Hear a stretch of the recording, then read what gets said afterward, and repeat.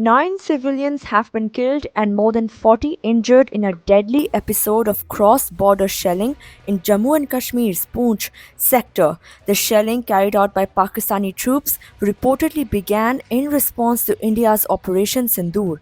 According to official sources, the majority of the casualties were reported from Poonch, where the impact of the attack has been severe. Among those killed were Bhai Amrik Singh, who served through religious kirtan, Bhai Amarjit Singh, a soldier who defended the country's borders, and Bhai Ranjit Singh, a local shopkeeper. A Sikh woman, Bibi Ruby Kaur, also lost her life in the Manakot area. Their deaths have sent shock waves through the border communities.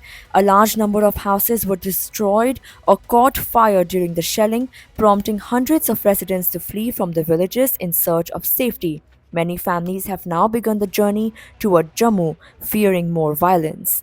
A deeply emotional response came from Gyani Kuldeep Singh Gargaj, the acting Jathedar of Sri Akal Takht Sahib. Condemning the attack, he described it as a blow to humanity. Speaking on Wednesday, he said, and I quote, "The attack on Gurudwara Shri Guru Singh Sabha and the loss of Sikh lives is not just an event, it is a blow to humanity." End quote. The wall of the Gurudwara, a place of prayer and peace, was also damaged in the shelling.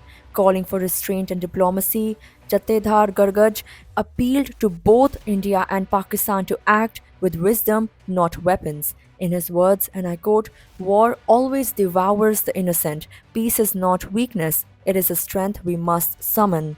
End quote. He paid tribute to the lives lost, stressing their roles in service, defense, and community. He said, and I quote, "Their lives should not have ended like this." End quote. He has also urged the Sikh community to hold prayers for the souls of the deceased and strength for their families. He also sent a heartfelt message to the people living near the border. He said, and I quote, "Support one another, take shelter in Gurbani, stay firm, pray for peace." End quote. This latest violence is yet another reminder of the heavy toll ongoing conflict takes on civilians, especially those living along the line of control. As both governments assess their next moves, voices from civil society and religious leadership are urging a turn toward dialogue, not escalation. As of now, the situation on the ground remains tense, and the fears of further attacks continue to haunt the people of Poonch. Stay with us for more updates.